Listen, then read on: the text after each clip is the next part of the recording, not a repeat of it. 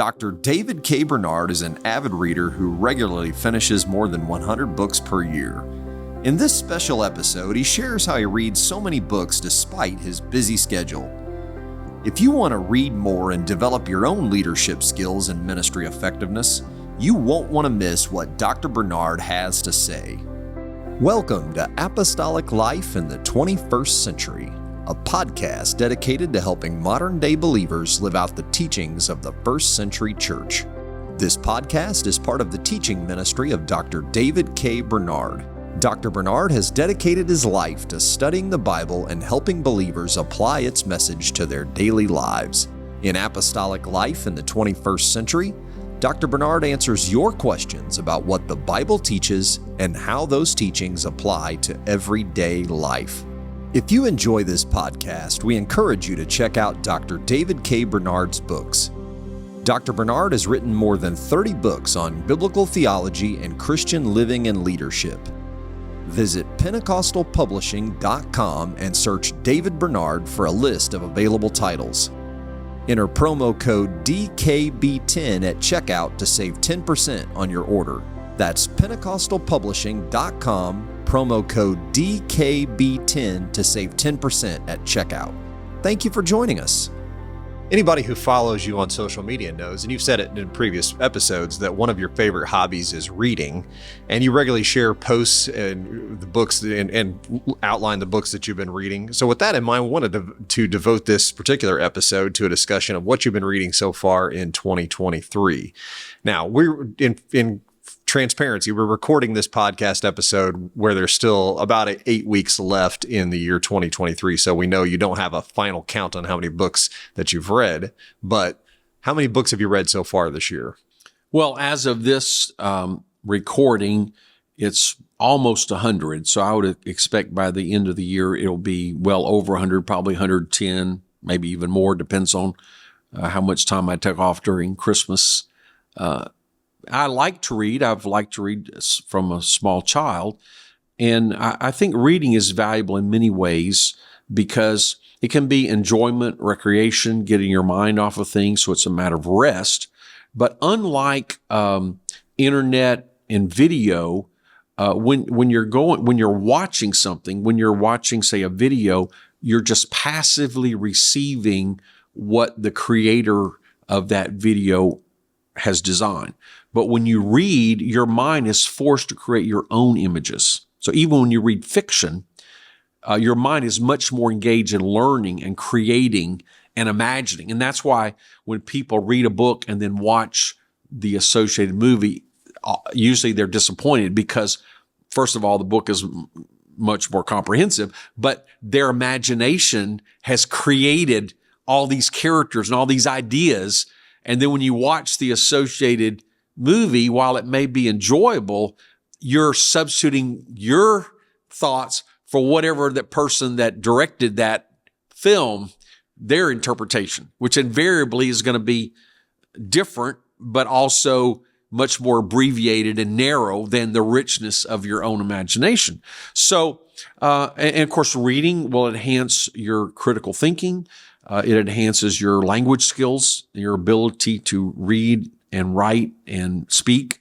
And of course, it can potentially, obviously depends on what you read, but it can enhance your knowledge. And so I think reading is a very valuable exercise, and especially for leaders.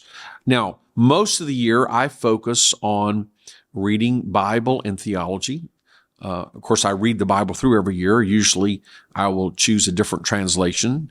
I've read about 10 translations, so obviously, I have to come back to previous translations as well.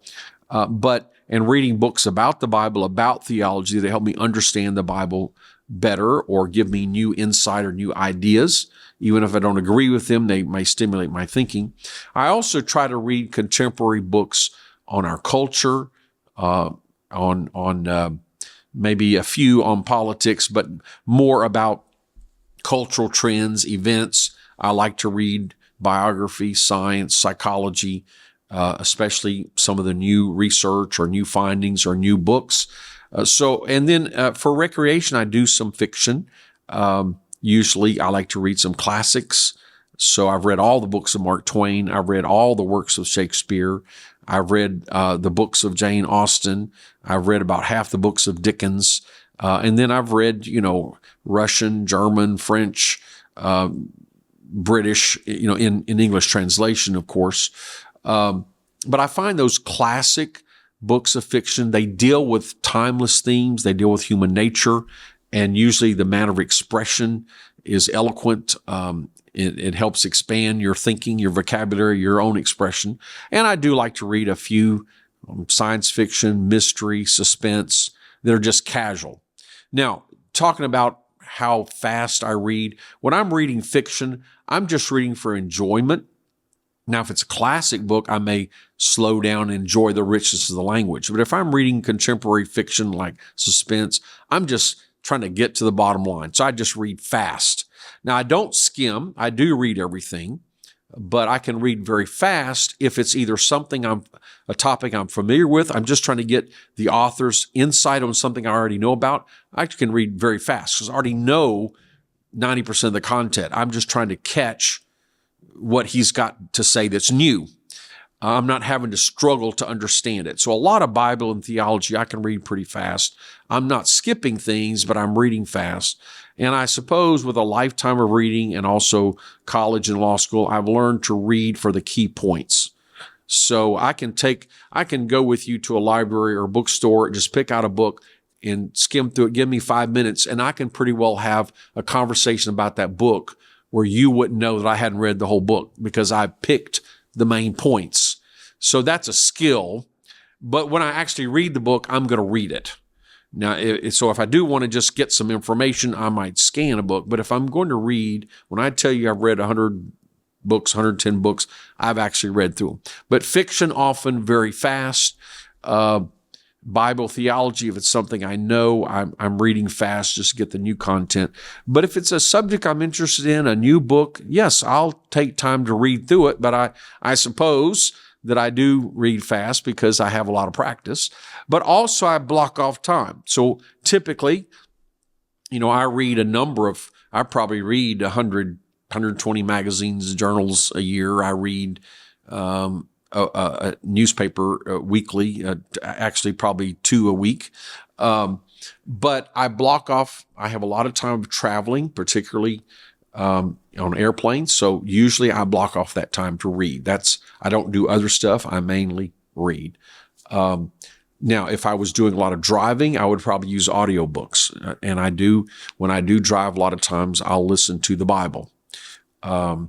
And then I like to read late at night. My habit is to stay up late. So after the kids have gone to bed, after it's too late to make phone calls for ministry, then I've got 2 or 3 hours, and that would be my time for study, reading, writing. So it's a matter of blocking off quality time. And I think I suppose I read a lot, but I don't consider it extraordinary because I'm probably spending less time reading than most people spend on media. So I'm designating those hours of internet, movies, TV that a lot of other people use of hours per day. And I'm taking a fraction of that and investing it in reading. And I think I come out ahead. What books have you read this year that really stand out to you? Well, first of all, I try to read all the books that are produced by the Pentecostal Publishing House, the Pentecostal Resources Group. Maybe not all the children or books for women or devotionals, but basically most of the books. And recently I read Eugene Wilson's book on, I don't remember the exact title, but it's talking about the 5 characteristics of a healthy church. I think that actually might have been the title. Yes. So I find that very helpful. So that's one that comes to mind that I just finished reading. But there's so many that I've read, I'd have to look over my list to see. But every year I try to pick up some classics that I've never read before. So I'll go back and try to fill out my reading agenda of books that are good to read. But I do like what's coming out of the Pentecostal Publishing House. There's some really good books by our own United Pentecostal authors that I highly recommend. And if people want to go back and see some of what you've written or read, you can go and scroll through your Facebook. Yes, I on Facebook and Twitter, now known as X. If you scroll back through that, I usually, whenever I read a book, I'll usually mention it, and I'll usually mention some brief synopsis.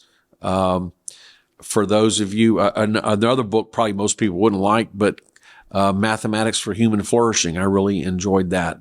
It's a non-technical approach, but for someone that has a little bit of a mathematics background, that was a lot of fun. So, is there anything you're looking forward to reading in 2024?